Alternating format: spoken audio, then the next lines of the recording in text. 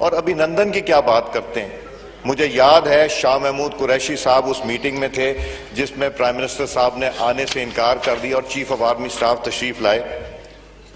पैर कांप रहे थे, पसीने माथे पे थे और हमसे शाह महमूद साहब ने कहा, फॉरेन मिनिस्टर साहब ने, कि खुदा का वास्ता है अब इसको वापस जाने दें, चूंकि 9 बजे रात को हिंदुस्तान पाकिस्तान पे अटैक कर रहा है। जेस्टर ये दिया जा रहा था कि पूरा मुल्क का ये मुत्तफिक का फैसला है।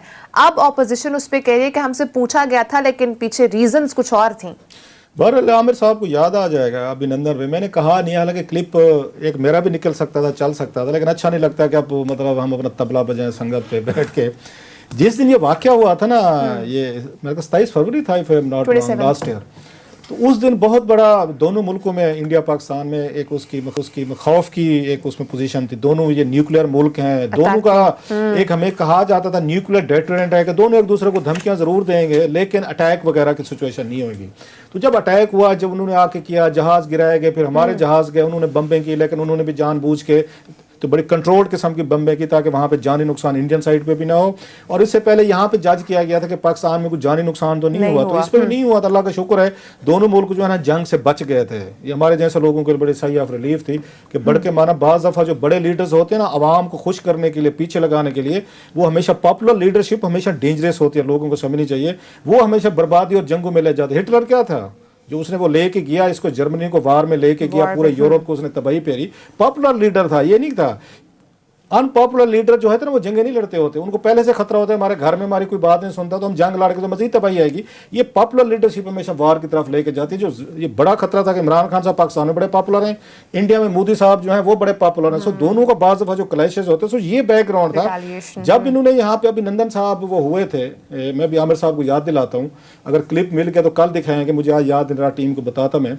उस वक्त तो मैंने शो में, हम उस वक्त 92 पे शो करते थे और बड़ी ऑफ कोर्स पाकिस्तान में बड़ा जोश और जज्बा था, बड़ी कि हमने एक इंडियन पायलट पकड़ लिया है और एक अचीवमेंट थी, बिग अचीवमेंट थी फर्स्ट टाइम।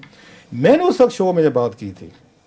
मैंने क्लियरली याद है, सबसे पहले आपने ये कहा था कि गवर्नमेंट ऑफ पाकिस्तान को हमने चपेट मार दिया बालाकोट में, हम जीत गए हैं, तो हमें इसको एस्केलेट नहीं होने देना चाहिए और उसके लिए आसान तरीका है कि इसको वापस कर अच्छा, मजे की बात जो आमिर साहब की तरफ मैं आ रहा हूँ, मैंने ये बताया कि मेरा ये ख्याल है कि बहुत कंट्रीज जो है, इतना बड़ा मुल्क है इंडिया ने अटैक किया, बड़ी मिलिट्री माइट है, अटैक के बावजूद इस वक्त तो सबसे ज्यादा वो उस पर चले गए हैं, लो मॉरल पे उस पर चले गए हैं। इस वक्त हाई मॉरल ग्राउंड पे हम हैं, उनकी अपनी पब्लिक का प्रेशर आएगा उन पर, एक बड़ी माइट है कि जनाब ये देखें कि पाकिस्तान ने हमारा जहाज भी गिरा दिया, हमारा पायलट वापस कर दिया, और उसका नतीजा ये हो कि अपनी आके पब्लिक और मीडिया को अपीज करने के लिए वो आके बड़ी जंग छेड़ सकते हैं। अगर नहीं करते तो इंडिया के लिए बड़ा मसला था, उनके लिए बड़ा प्रॉब्लम था, मोदी साहब एंड कंपनी के लिए कि जनाब आपका बंदा गया है और बंदा पकड़ा गया है, अब उनको वापस लाने हैं तो बड़ी जंग छेड़ी। जैसे अगर मेरा ये ख्याल था, जो मैंने उस वक्त अपने ये शो में भी कहा था, कि हमें जो है एक हाई मॉरल ग्राउंड लेते हुए हमें इस वक्त मोदी साहब और उनकी कंपनी को एक फेस सेविंग देनी चाहिए।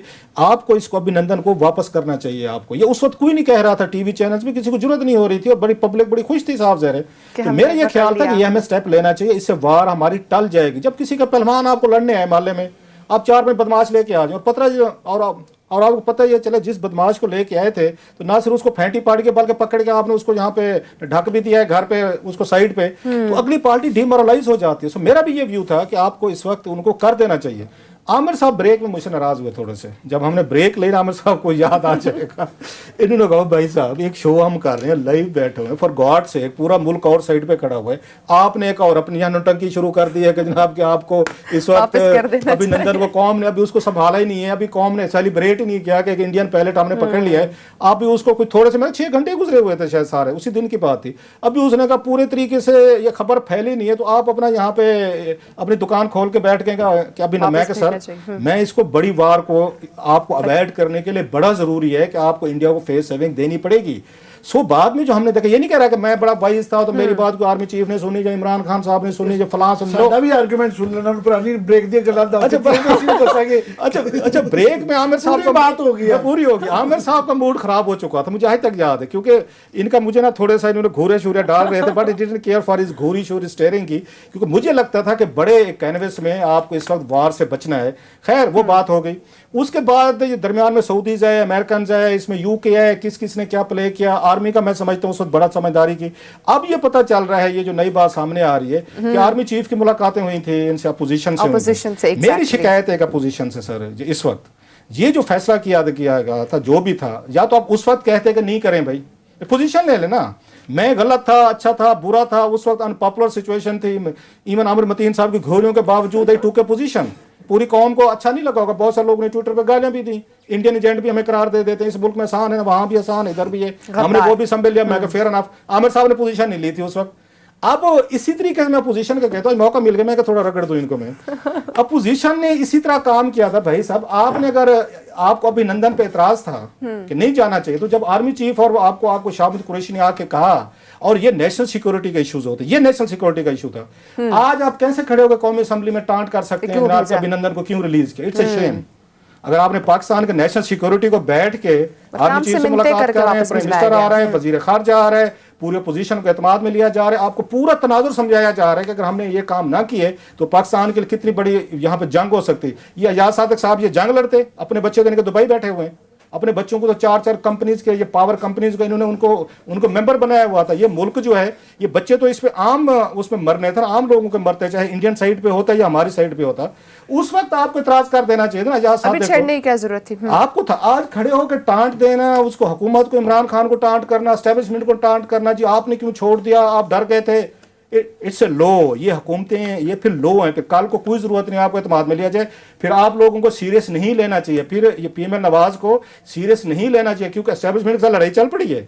आर्मी चीफ और आपके DGISI के साथ तल्लुकात खराब हो गए, जुबैर साहब का मिन्नत तरले का कोई नतीजा नहीं निकला, आप यहाँ खड़े होकर कौमी राज ये बहर करने आ गए। तो इस मामले पे जो भी लोग कुछ कहते हैं, I am with the government, I am with the establishment के इन्होंने जिस तरीके का अभिनंदन वाला इसको इशू को इन्होंने अपील किया, लो किया और दोनों मुल्कों के दरमियान जंग को टाला। अब आमिर साहब जो है ना, अब मेरी आप क्या कह रहे थे उस टाइम ब्रेक में? मैं ये एक आर्गुमेंट था जो कि आज भी है और ये हिस्ट्री ने भी प्रूव किया है, और ठीक है अपीसमेंट वाली अपनी जगह, पर इंडिया ने जो अभिनंदन तो हमने 12-14 घंटे बाद छोड़ा ना, उसके बाद जब उनका यहाँ अभिनंदन साहब का जहाज गिर गया, तो जो रिटेलिएट नहीं किया था कि उन्होंने रियलाइज कर लिया था, और ये बाद में प्रूव भी हो गया कि उनकी टेक्नोलॉजी और उनकी एयरफोर्स हमारे से बहुत पीछे थी। हमारे अंदर उस वक्त जो जहाज वो बियॉन्ड विजुअल रेंज के थ्रू हमने जो मारा था कि वो पुराने तरीके की जो ना डॉग फाइट कर रहे थे, तो हमारे पास हम टेक्नोलॉजिकली भी सुपीरियर थे, हमारे पायलट भी माशाल्लाह उनसे सुपीरियर थे। अगर वो उसको अपने अभिनंदन का बदला लेने के लिए 10 जहाज भी उस वक्त भेजते, वो 10 के 10 उनके गिर जाने थे।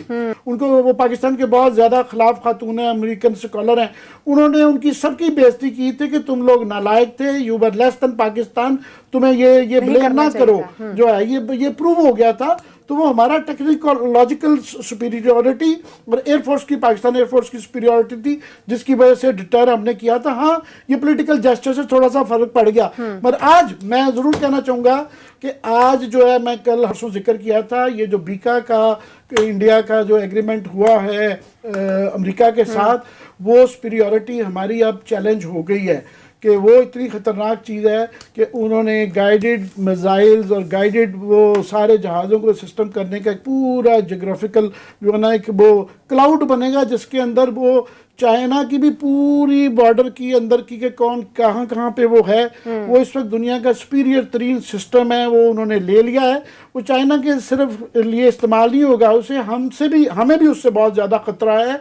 सो हमारी हमेशा ये एक एज रही, हम उनसे छोटा मुल्क रिसोर्सेज वाइज ज़रूर रहे, पर हमने उनको टेक्नोलॉजिकल और एक्सपर्टीज़, माशाल्लाह हमारी एयरफोर्स की हमेशा उनके ऊपर डर है और ये वो मानते हैं। तो वो अब जो है, अब ये चैलेंज है, तो हम ये अपने बड़े डोमेस्टिक सियासत के अंदर फंसे हुए हैं, हम उस पर गौर नहीं कर रहे हैं। मोस्ट प्रॉब्ली हम एक पूरा इसके ऊपर प्रोग्राम करेंगे कि कोई हमारा मीडिया उसको नहीं कर रहा, वो बड़ी खतरनाक डील है, उसके बड़े रिप्लिकेशंस है पाकिस्तान।